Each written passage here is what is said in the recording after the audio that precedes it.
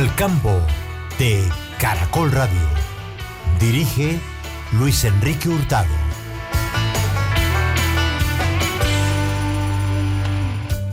Un feliz amanecer para todos los oyentes de Al Campo de Caracol Radio en esta mañana de domingo, un amanecer fresco aquí en la capital de los colombianos. Vamos a hablar en los próximos minutos de una investigación que está realizando una universidad con la utilización de drones para detectar la presencia de ganadería en las zonas de páramos. En Noticias del Agro nos vamos a trasladar al departamento del Huila, donde se está celebrando el San Juan y San Pedro, con la presencia de movimientos culturales, por supuesto, la visita de miles de colombianos. Y también cruzaremos las fronteras hasta Guayaquil, en Ecuador, donde se prepara para recibir el Congreso Mundial del Cacao. Uno de los organizadores nos va a explicar quién es y cuándo se va a realizar este encuentro en el hermano país. Además, revisaremos qué está pasando con el desperdicio de alimentos, iniciativas públicas y privadas que buscan reducir las pérdidas en la cadena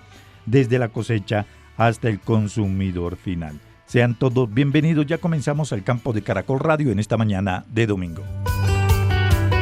La conexión entre el campo y la ciudad es Al Campo de Caracol Radio.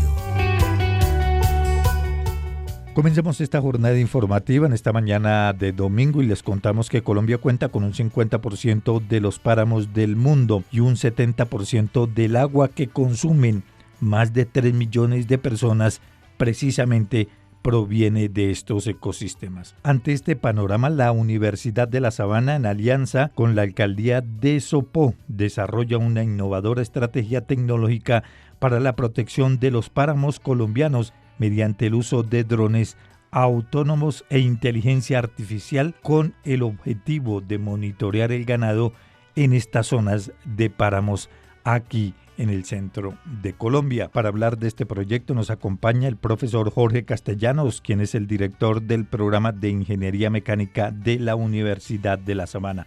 Profesor, un gusto saludarlo, buenos días. Buenos días, Luis Enrique, muy bien usted. Un especial saludo para usted y la mesa de trabajo. Bien, profesor. Bueno, ¿cómo surge esta idea? ¿Cómo se plantea la utilización de drones para mirar, para monitorear el ganado? Bueno, Luis Enrique, te cuento un poco que nosotros pensamos inicialmente en el cuidado del medio ambiente y en los páramos. Entonces, vemos que Colombia tiene un ecosistema de páramos amplio donde es muy difícil monitorear, digamos, el tema de la ganadería extensiva en estas zonas. Y por medio de la tecnología de los drones y la inteligencia artificial, dijimos que la utilización de estas tecnologías nos podían ayudar a monitorear estas zonas, ayudarle a las autoridades competentes a tomar acciones necesarias con respecto a la utilización ilegal de zonas de páramo con ganadería. Empezamos a desarrollar el proyecto y esto nos llevó, digamos, a desarrollar una herramienta que no solamente monitorea los páramos, sino que también es capaz, digamos, de contabilizar y de georreferenciar ganado que haya en diferentes zonas. Nace, digamos, del cuidado del agua como tal este proyecto. Ahora, profesor, ¿ese monitoreo se realiza en tiempo real y en dónde han hecho ya las primeras pruebas?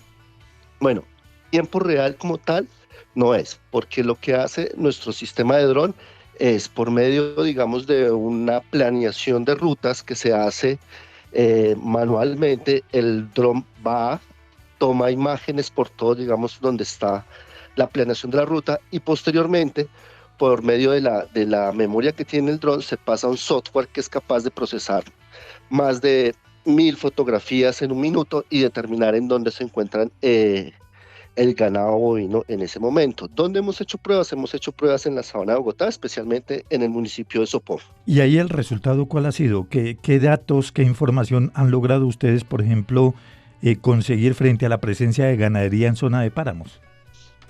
Bueno, el proyecto nace aproximadamente hace un año. Lo hemos hecho con la alcaldía de Sopó, que fue nuestro aliado para el desarrollo del proyecto. Las pruebas preliminares, como bien tú lo dices, se hicieron en este municipio, donde pudimos identificar diferentes, no solamente ganado en zonas de páramos, sino también ganados en otras zonas, en las cuencas de los ríos, que también está, digamos, no no apto, y pues la Secretaría de Ambiente ha podido identificar, digamos, de acuerdo a la precisión de la ubicación de las vacas, de quién pertenecen, digamos, estos lotes, y poder tomar acciones inicialmente de advertencia y de comunicación a los propietarios de que el pastoreo que se está haciendo no está siendo el más adecuado para el medio ambiente. Sí, es decir, lo que se tiene en mente es la protección de las zonas de páramos, pero obviamente, profesor Jorge, estas zonas en muchos de los casos pues tienen propietarios que a pesar de todo y a pesar de lo que se ha hecho, pues siguen siendo los dueños de estos terrenos. ¿Ahí cómo se puede trabajar? Bueno, lo que inicialmente digamos que este sistema se piensa basado en lo que tenemos en la ley colombiana, donde se protegen estos ecosistemas. A pesar de que sean privados los sistemas, lo que se piensa es, o lo que hay en la ley es que estas son zonas protegidas. Entonces, igualmente lo que nosotros buscamos es una herramienta, digamos, de advertencia y para ayudarle a las autoridades competentes a tomar acciones. No, la idea no es que el dron, digamos, tome las decisiones, sino que le dé la suficiente información a las entidades competentes para que puedan, ya sea tomar acciones de advertencias, de poder localizar en donde pueden haber, digamos, focos de contaminación de agua, también para poder tratar esta agua de una mejor manera. De igual Sí. forma, el proyecto, digamos, que se ha ampliado para que no solamente sea, digamos, en la protección de páramos, sino que hemos visto que es una herramienta muy útil, digamos, también para los mismos ganaderos para poder llevar un control de su ganado, porque esta herramienta no solamente, digamos, identifica dónde está el ganado, sino que también tiene la capacidad de contar. Entonces, pues puede hacer conteo y ubicación georreferenciada. Sí. Ahora, en este orden de ideas, ustedes han logrado identificar con estas pruebas iniciales cuál es el efecto que tiene la presencia de la ganadería en la preservación de los páramos. Inicialmente no tenemos todavía estos datos, estamos como te lo decía, en la fase de Sí. pruebas, estamos muy conectados con este caso, con la alcaldía de Sopó, para mirar el impacto que vamos a tener, digamos, con respecto a la reacción de la sociedad, o sea, cómo nuestros ganaderos van a sentirse con este tipo de herramientas que no solamente, digamos, van a ayudar al medio ambiente, sino que también los van a ayudar a ellos. Este clase de programas se podrían implementar en todo el país, ¿verdad? Claro que sí, la tecnología en este momento es abierta de por sí. Digamos que el desarrollo de este modelo fue patrocinado por la IEEE, que es una institución norteamericana donde se presentó el proyecto para el cuidado del medio ambiente y pues salimos favorecidos. Uno de los, digamos, de los requisitos es que la tecnología sea abierta, es decir, que pueda ser utilizado por cualquier comunidad. Lo cierto es que, por ejemplo, esta nueva tecnología que ustedes ya están utilizando para monitorear la presencia de ganado en las zonas de páramo podría servir para establecer una hoja de ruta que vincule a los campesinos, a las autoridades y que conlleve a la preservación de estas zonas. Así es. Efectivamente, la idea de este tipo de proyectos es que sean proyectos que también involucren a la comunidad, no solamente a los entes gubernamentales, sino también, digamos, a la misma comunidad.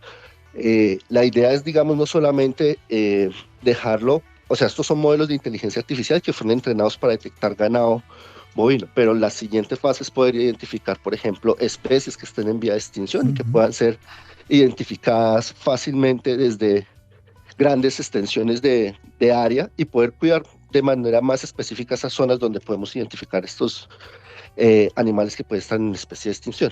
En esta investigación que ustedes están realizando, ¿ya en algún punto han hablado con otras autoridades de otro municipio fuera de Sopó?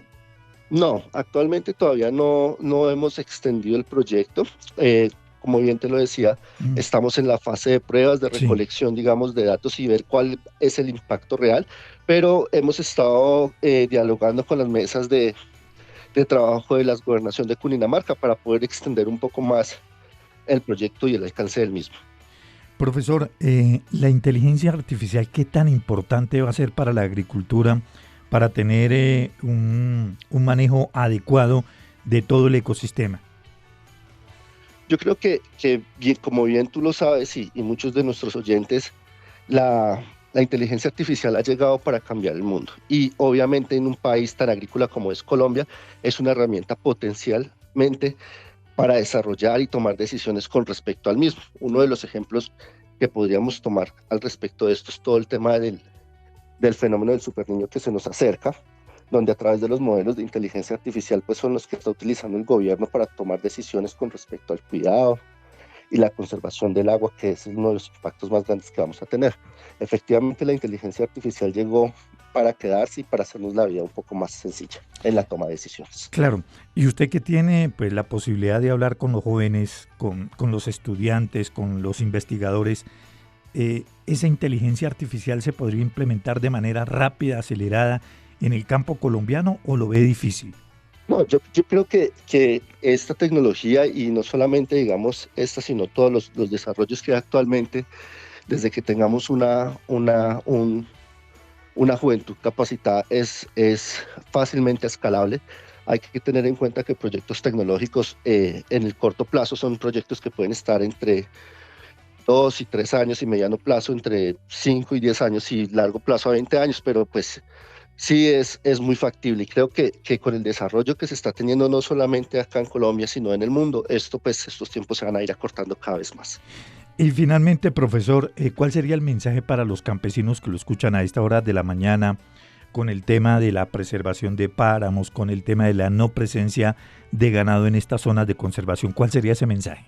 Yo creo que tenemos que pensar no solamente de manera individual, sino de manera colectiva, y sabemos que uno de los bienes más preciados que tenemos la humanidad claramente es el agua.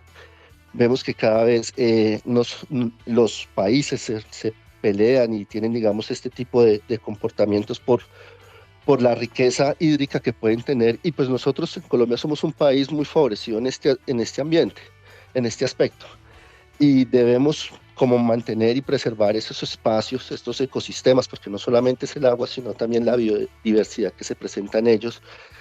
Sé que pues el uso de este tipo de espacios pues se presenta para ganadería, pero pues hemos tenido proyectos muy exitosos donde se utiliza mucho para el ecoturismo, y creo que eso es una fuente también de ingresos que se puede ampliar o preservar en este tipo de espacios sin afectar, digamos, la conservación y la captación del agua, que al final pues es lo que nos mantiene con vida en este planeta. Sí, señor. Entonces pues el mensaje para los campesinos es, primero, pues que no hay que tenerle miedo a la tecnología, al desarrollo tecnológico que estamos teniendo, y segundo, que esta tecnología es para usarla para el provecho, para el beneficio y provecho propio de nuestras tierras y de nuestros recursos. Claro.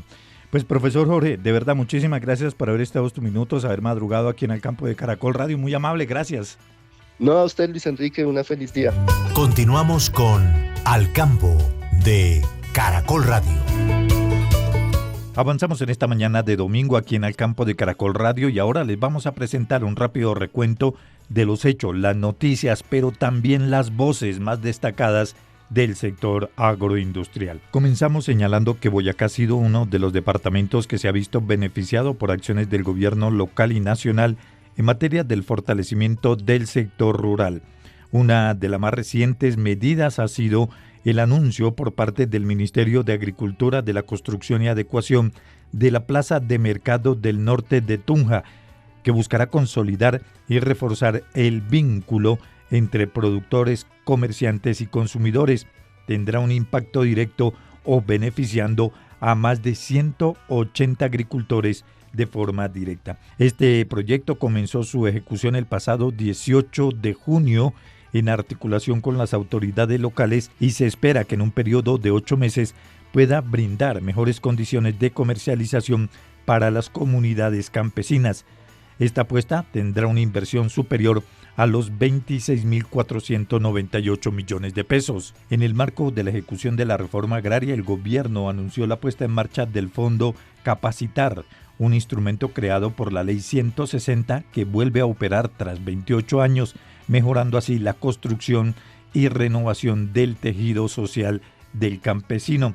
El propósito de esta ley es brindar recursos que van a impulsar y fortalecer la agroecología, así como la organización, formación y participación de las comunidades campesinas a nivel nacional, pues se va a encargar de ampliar la incidencia de las organizaciones campesinas en la toma de decisiones, y también contribuir en el ejercicio efectivo de sus derechos. El gerente de la Federación Nacional de Cafeteros, Germán Bahamón, confirmó que se logró un acuerdo con los ministerios de Hacienda y Agricultura para prorrogar por 5 meses el manejo del Fondo Nacional del Café. Una decisión definitiva sobre esta prórroga la va a tomar el gobierno del presidente electo Abelardo de la Espriella. Sobre este particular, el gerente dijo lo siguiente. Lo que podemos decir nosotros con tranquilidad es que ganó la responsabilidad con las familias cafeteras. Esta prórroga no lo vemos como una celebración, sino como una decisión que ha sido prudente entre el gobierno nacional y la federación, cuando actuamos buscando que la prioridad siempre sean las 550,000 familias caficultoras. Eso es lo que estamos buscando, que haya una oportunidad para que ese contrato sea construido de una manera prudente, de una manera serena, y tengamos la posibilidad de garantizar los servicios de los bienes públicos cafeteros a las familias caficultoras. Debemos recordar que este fondo ha sido prorrogado para su administración, su manejo a la Federación Nacional de Cafeteros por un periodo de 10 años y queda ya en manos del próximo gobierno. En noticias de las diferentes regiones les contamos que Valle Agro es una reconocida iniciativa que busca, mediante la entrega de insumos, el fortalecimiento de las actividades productivas del agro, esto en el departamento del Valle del Cauca.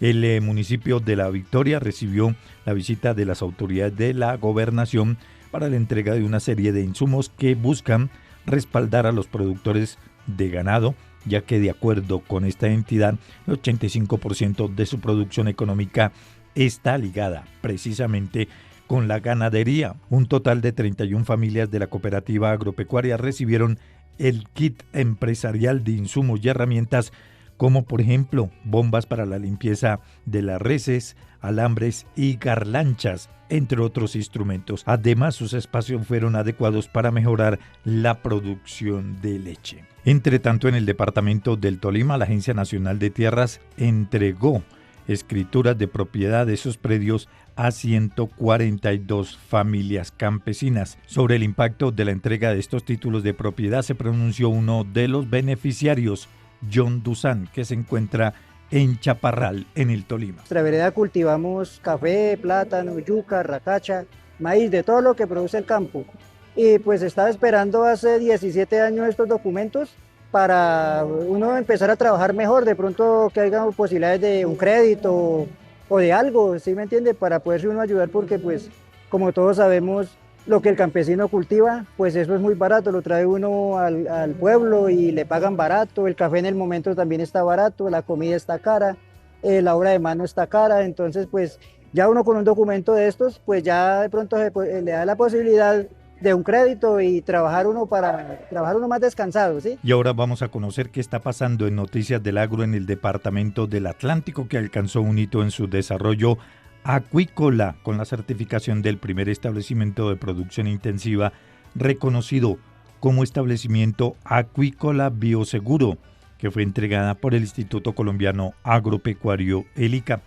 Con este reconocimiento no solo se evalúan las buenas prácticas de producción, sino que también respalda ante los compradores la inocuidad del producto y permite contemplar la posibilidad de acceder a mercados internacionales que se caracterizan por demandar altos estándares de calidad. Y ahora nos vamos para la ciudad de Neiva, porque este fin de semana en el Huila están gozando de sanjuaneros, asado huilense, rajaleñas y mucha cultura. Lizardo Moreno, bienvenido al campo de Caracol Radio, buenos días. ¡Ay, San Juan! Porque en la madrugada el San Juan le dijo el taita a sus hijas: amárrense bien las naguas y aprieten bien las verijas. ¡Ay! ¡Viva el Huile y su tradición! ¡Ay!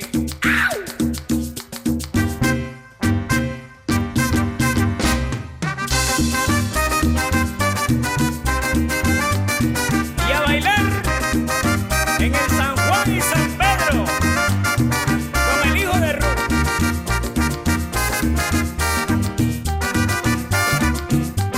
Oyentes de Caracol Radio, así comenzamos un día más, una edición más de las festividades del San Pedro desde el departamento del Huila.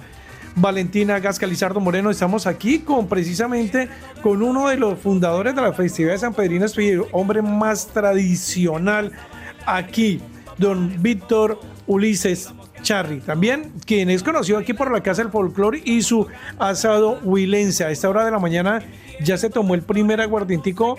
Valentina, buenos días. Hola Lizardo, muy buenos días, claro que sí, desde las 5 de la mañana. A ver, ¿usted es capaz de hacer lo mismo que hizo el Grítico sanpedrino o no? No, hasta allá no me atrevo tanto. Solo muy pocos hombres lo pueden hacer. Hombre, bienvenido al campo a esta hora de la mañana. Miles de colombianos lo escuchan. ¿Qué decirle a todos estos colombianos que se quieren pegar la rodadita? Lizardo, un saludo muy cordial a usted, a Mr. Dólar, a todos estos campesinos. Mi padre era un campesino, Ulises Charri, y gracias a eso él pudo heredar todas las tradiciones, y el Huila hoy en día debe agradecerle todo lo que Ulises Charri le dejó a las festividades, las coplas de rajaleña, porque en la madrugada del San Juan le dijo el taita a sus hijas: amarren bien las naguas y aprieten bien las berijas. ¿Qué es un rajaleña? Un rajaleña, Lizardo, es una copla que tiene 4 estrofas. Coincidencialmente después se logró identificar que esas 4 estrofas eran octasílabas y que la última palabra de la segunda estrofa debe rimar con la última palabra de la cuarta estrofa. Pero en un comienzo el campesino eso no lo tenía claro. Él hacía sus coplas de rajaleña, y una copla de rajaleña es rajar al vecino, al político. Fiestas habrán en Colombia que nos hacen alegrar, pero el San Pedro en el Huila les pone punto final. Desde ya quedan cordialmente invitados para este fin de semana, que tendremos ya el cierre de las festividades del San Juan y del San Pedro aquí en Neiva, departamento del Huila. Bueno, sí, tenemos ya el cierre de fiestas, pero yo creo que le cuente aquí a los oyentes qué es lo que usted más disfruta de el San Pedro aquí en la ciudad de Neiva. Bueno, yo pienso que más que yo es todos los turistas que van a venir, es visitar al restaurante de la Casa del Folclore para que deleiten del plato tradicional nuestro, que es el asado huilense. El asado huilense es una carne de cerdo previamente adobada y se asa en horno de leña. Y entonces quedan todos cordialmente invitados. ¿Pero qué lleva el asado? ¿Cómo se prepara? Contémoslo un poco. Bueno, el asado huilense, como les decía, es una carne de cerdo que va adobada con hierbas naturales, cebolla cabezona, ajo, y se acompaña de yuca cocida, plátano cocido, la tradicional arepa orejeperro y el insulso. Con eso se acompaña. Y en todos los campos del departamento del Huila preparan el asado huilense porque es una tradición nuestra, y cada campesino tiene su receta, Lizardo. Cada campesino tiene su receta y yo la respeto mucho. ¿Con qué se baja el asado huilense? ¿Con una mistela? Sí, con un trago de mistela, que es un trago hecho de anís, esencia de hierbas naturales como la mejorana, y lleva almíbar de azúcar. Inclusive el maestro Jorge Villamil le hizo una canción a la mistela y la toca Silvia Villalba y muchos artistas huilenses que saben de qué es el folclore huilense. Fiestas habrán en Colombia que nos hacen alegrar, pero el San Pedro en el Huila les pone punto final. ¡Ay, que viva el Huila y su tradición! Y esa de que aquí me siento en esta piedra caliente, a ver si la dueña de casa me trae un aguardiente, ¿me la recuerda o la recordamos a los oyentes de Alcampo? Sí, claro, esa era una copla que la hicieron los tolimenses muy conocidos, y como tal, pues ellos la tienen grabada, pero digamos que las coplas, Lizardo, no tienen autoría. El campesino se sentaba y las escribía, y si yo quería echarle una copla a usted o aquí a la niña, entonces yo le iba a echar una aquí a la niña, pero me da pena aquí en aire porque dice que esta niña ya no es niña, y eso solo lo sabe el cura que la confianza y el que le torció la llave. Eso es, dicen, pero no es verdad. Pues hombre, don Luis, muchas gracias a usted y a todos los oyentes del campo en este nuevo amanecer desde el departamento del Huila. Péguese la rodadita porque estamos en fiestas del San Pedro. Continuamos con Al Campo de Caracol Radio. Del 4 al 6 de agosto, el Centro de Convenciones de Guayaquil, en Ecuador, va a ser sede de la edición de la Cumbre Mundial del Cacao, un encuentro que reunirá a productores, investigadores, exportadores empresas, la academia y especialistas a nivel internacional. Por supuesto, allí van a estar representantes de Colombia. Saludamos a esta hora de la mañana aquí en el campo de Caracol al doctor Fernando Crespo, presidente de APROCAFA, organizador de esta reunión a nivel global. Doctor Fernando, bienvenido al campo de Caracol Radio. Buenos días. Buenos días, Luis Enrique. Muchas gracias por la invitación, pues, y aquí acompañándolos para contarles un poco lo que va a ser nuestra 9ª cumbre mundial de cacao que se va a realizar del 4 al 6 de agosto en Expo Plaza, Guayaquil, Ecuador. Sí, señor. ¿Van a estar presentes los mayores productores de cacao a nivel global? Pues sí, tenemos ya inscripciones de todas partes y pues contamos con la participación de bastantes pequeños, medianos y también grandes productores, como usted lo mencionó. Y lo particular de esta 9ª edición es que después de tantas cumbres que hemos hecho y diálogo con los productores, que son la clave en la producción del cacao, pues la hemos ido mejorando y adaptando al productor. ¿Por qué digo adaptando al productor? Porque el actor principal aquí es el productor y el productor tiene que hacerse escuchar. Y este es un espacio donde podremos tener esa oportunidad, sobre todo esta vez que vamos a hacerla como tenemos una parte en la cumbre donde vamos a poder hacer participar al productor, conversatorios, temas que salgan de la sala, de inquietudes, y para buscar cómo beneficiar al productor siempre. Sí. En estos momentos, ¿cómo está el mercado del cacao a nivel mundial y cómo lo van a abordar ustedes ahí? Porque en algún momento los precios llegaron a un tope, a alcanzar una cima impresionante, pero ahora como que se están estabilizando. ¿Ese tema también lo van a abordar ahí? Correcto. Vamos a ver pues varios temas. Aquí tenemos una participación de nacionales y extranjeros. Y uno de los temas es el mercado, que lo va a dictar Vladimir Sintec de Argentina, para que el productor también tenga esa herramienta y pueda entender cómo se mueve el precio del cacao, cómo se maneja.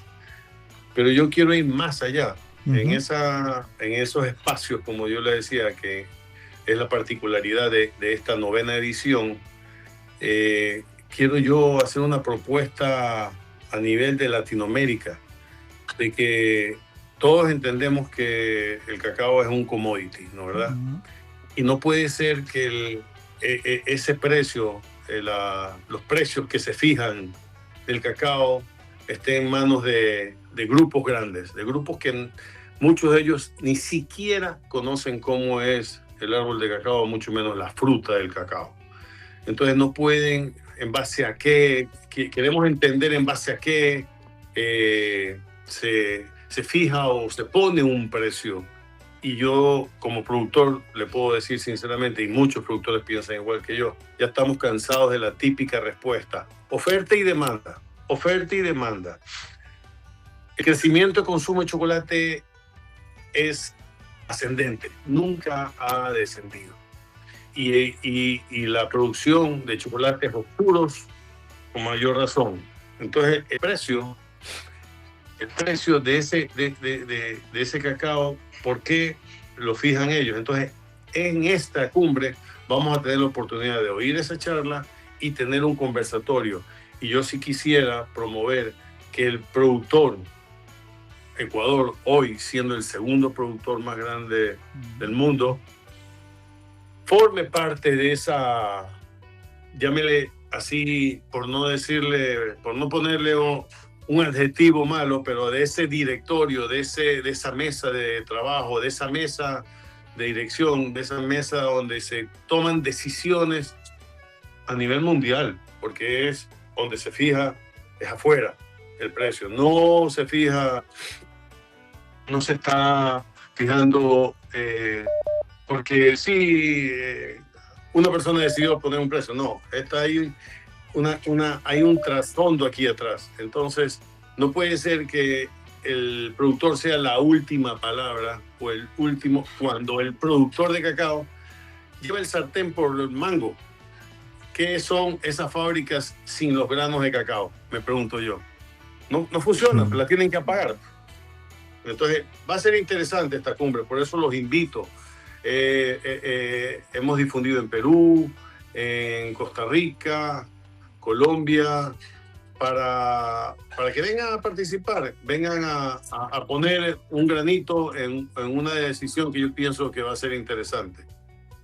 Sí, en ese tema que usted acaba de tocar, doctor Fernando, es clave porque es que los comercializadores o intermediarios siempre se llevan la mayor tajada y el agricultor es el que siempre tiene el menor ingreso. ¿Eso tiene que haber un mecanismo de poder regularlo o no?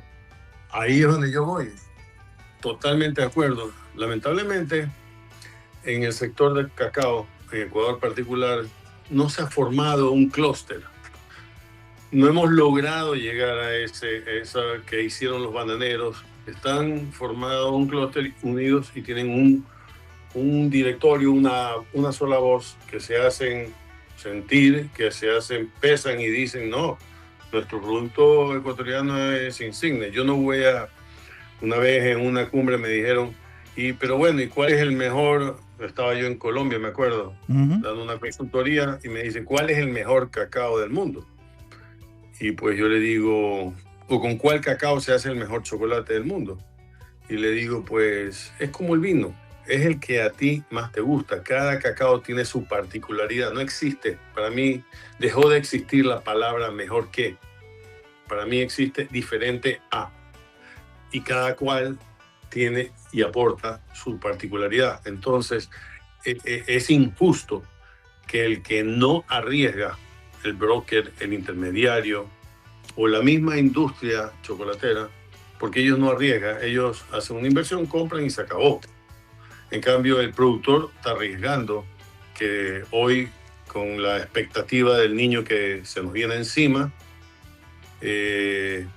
enfermedades, que hay que fertilizarlo, que hay que regarlo, el productor invierte su mano de obra, su tiempo, y su recompensa debería ser un precio justo. Y ahí es donde yo voy. Por eso es que nosotros queremos ser, y voy a proponer a nivel mundial que el productor forme parte de esa mesa de decisiones como el representante ante el mundo de los productores, para también comentar, decir, aportar de que el precio justo no es el que se está pagando hoy. Claro, y doctor Fernando, pues establecer como una hoja de ruta para mejorar no solamente los precios, como usted ha hablado, sino también mejores condiciones para el productor, que a la hora de, como decimos aquí en Colombia, a la hora del té, lo más importante, porque sin el productor pues no se va a dar un mercado con un mayor dinamismo, ¿verdad? Totalmente de acuerdo, así es. Entonces, ¿qué le puedo decir? O sea, yo creo que esta cumbre nos trae temas de sostenibilidad también. Entonces, a mí como productor o representante, hoy yo soy el presidente de APROCAFA, del sector productor de cacao del Ecuador. APROCAFA ha liderado esta pelea, sobre todo la protección del CCN 51, que es el cacao que nos ha puesto donde estamos hoy. Es un cacao fino, es un cacao con un trabajo, aquí vas a ver la post cosecha, de cómo se trata el cacao para poder dar calidad. Entonces el productor hace esfuerzos grandes. Y la comunidad europea o los americanos, sobre todo la comunidad europea, pone exigencias. Que sí, que deforestación, que sí, child labor, que sí. ¿Y dónde entramos nosotros? Le digo. Claro. Si acá, gracias a Dios, en Ecuador no existe la trata de trabajo infantil. Deforestación, pues tampoco. Aquí Ecuador no deforesta, más bien foresta, porque el cacao es un árbol y coge plantaciones ganaderías, coge plantaciones de banano o plátano y las convierte en cacao. Entonces, más bien foresta. Y aquí vas a ver una herramienta también que te habla de agroforestación con cacao, cultivos mixtos. Entonces, si tú me exiges como Unión Europea sostenibilidad también, pues recompénsame con el tema precio, calidad. Si yo pongo calidad, pues, y calidad no es solo variedad, puede ser una confusión bien grande que tienen muchos exportadores o compradores de cacao. No es variedad, calidad es un montón de cosas: peso, limpieza, uniformidad en la fermentación. No es variedad, y es peso correcto en los sacos. Pues, como le digo, vuelvo y repito, esta cumbre es una oportunidad, novena oportunidad que da al mundo para empaparse un poco más de lo que es la tecnología aplicada al cultivo de cacao. Sí, señor. Pues, doctor Fernando, de verdad muchísimas gracias por haber estado estos minutos aquí en el campo de Caracol Radio. Vamos a estar muy pendientes, quedamos para una próxima entrevista antes de la realización de la Cumbre Mundial de Cacao ahí en Guayaquil. ¿Le parece, doctor? Perfecto, encantado. Estaremos en contacto. Vuelvo y les repito, es la 9ª edición. Se va a realizar del 4 a 6 de agosto en Expo Plaza. Y otra cosa particular que siempre hacemos es el concurso de la pepa de oro. Entonces, ¿qué es el concurso de la pepa de oro? Es que todos los productores de cacao que se inscriban traen su muestra previo a la cumbre, se la analiza, se la cata y se hace un análisis de un perfil organoléptico, físico y todo para elegir al mejor con perfil de sabor, digámoslo así, que cumpla con los parámetros de exigencia de cacao finos. Y este panel está conformado con 12 personas, no es un panel de 1 o 2, son 12 paladares. Entonces este concurso de pepa de oro es muy, muy, muy interesante. Entonces están invitados a este concurso también y a un día de campo. Al día siguiente, al finalizar el día 7 de agosto, vamos a visitar una hacienda de cacao de unos amigos extranjeros que decidieron venir a invertir al Ecuador para producir cacao, para poder suplir las necesidades de su fábrica de chocolate. Y esta hacienda también ha estado innovando y así metiendo tecnología en siembra. Y ese día de campo va a ser sumamente interesante porque nos los van a presentar. Entonces también están invitados a este día de campo y al concurso de pepa de oro. Sí, señor. Doctor Fernando, de verdad, muy amable, gracias, un feliz día. Luis Enrique, a usted, muchas gracias, que tenga un buen día. La conexión entre el campo y la ciudad es Al Campo de Caracol Radio. En Colombia se desperdician cerca de 10 millones de toneladas de alimentos al año, lo que equivale al 34% de la producción nacional. Asimismo, podríamos hacer un equivalente que con esta cantidad de alimentos que se desperdician se podrían llenar más de 757 tractomulas de comida al día. Un colombiano, una persona en promedio, desperdicia entre 55 y 65 kilos de alimentos al año. Precisamente este es nuestro siguiente tema. En esta mañana aquí en Al Campo de Caracol Radio nos acompaña Edwin Rosso, que hace parte de la compañía Tetra Pak. Edwin, un gusto saludarlo, bienvenido, buenos días. Muchas gracias por la invitación y claro que sí, acá estamos en esta feria con toda nuestra propuesta y con todo lo que podemos hacer para bajar precisamente eso, el desperdicio de alimentos. Las cifras no son buenas, ¿no?, en desperdicio de alimentos. Para nada alentadoras, más hoy en día el 28% del desperdicio de alimentos es generado por la industria de alimentos a la cual pertenecemos. De ese 28, más o menos el 18% es producido en toda la cadena de suministro y de valor. Pero algo que más nos debería preocupar, el 8% del desperdicio de alimentos son alimentos que ni siquiera llegan a las manos de la persona que lo va a consumir. Y en las casas sí que también aumenta, ¿no? Sí, y esa es la propuesta de valor que tenemos este año en Alimentec, estamos lanzando un nuevo sistema de envasado que se llama Tetrarricar, que le permite a la persona tener hasta 3 años en las mismas condiciones en que el alimento fue diseñado, el concepto fue hecho, para consumirlo y tener la misma experiencia como si lo hubiera acabado de empacar. Ahora, ¿cuáles son los productos que más se desperdician en el país de alimentos? Yo creo que todos los alimentos per se están desperdiciando, pero sobre todo los que tienen algún tipo de proceso de transformación son los que más nos deberían preocupar. ¿Por qué?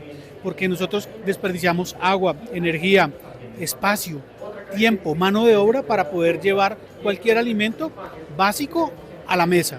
Luego de eso le seguimos agregando energía, agua, desperdiciamos soluciones para lavar, para limpiar, y si el alimento no puede ser consumido, pues perdimos todo ese esfuerzo en la cadena de producción. ¿El pan es el primero? No lo sé, pero sí muchísimos de los que tenemos hoy en día en la mesa. Y eso deja unas pérdidas demasiado altas, ¿no? Sí, básicamente nos debería preocupar a nosotros como industriales cómo hacemos más eficiente todo ese desperdicio, porque eso se traduce en costos para el producto final que va a llegar al consumidor. Y 2, cómo cuidar este planeta, que tenemos que cuidarlo y preservarlo para las futuras generaciones. Los restaurantes son parte importante, y muchos de los desperdicios que genera toda la cadena de producción de alimentos es, como te decía, alimentos que se producen, se hacen, pero después no tienen tiempo para ser consumidos. Entonces, entre más le podamos alargar la vida útil a ese producto, menos va a ser el desperdicio de ese alimento.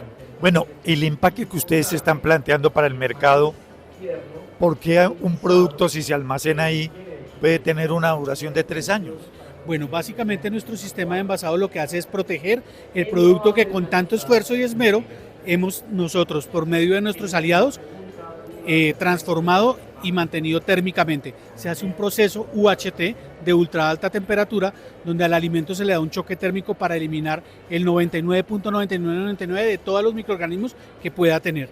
Y después la magia está en cómo conservar esas condiciones que nosotros ganamos con ese proceso térmico. Ahí es donde la magia del envase Tetra Pak entra a jugar un papel súper importante, porque esas condiciones se mantienen a lo largo del tiempo. Realmente un producto dentro de un envase Tetra Pak podría durar mucho más de 6 meses en el caso de la leche, 8 meses en el caso del jugo, o 3 años en el caso del Tetrarricar que estamos lanzando este año acá en la feria, porque no se va a contaminar, no va a entrar ningún microorganismo, nada entra, nada sale. Básicamente lo que nosotros lo damos es porque normalmente el alimento en el largo del tiempo se puede separar, puede tener algún cambio de olor, pero el alimento jamás le va a hacer daño a la persona que lo consume. ¿Es un sellado al vacío o cuál es la tecnología que se utiliza? Nosotros utilizamos el material de envase, que está compuesto por 6 capas. Una de sus capas es aluminio, sobre la cual generamos una excitación, una agitación de las moléculas del aluminio para poder permitir hacer un calentamiento de adentro hacia afuera controlado para poder hacer un sellado hermético.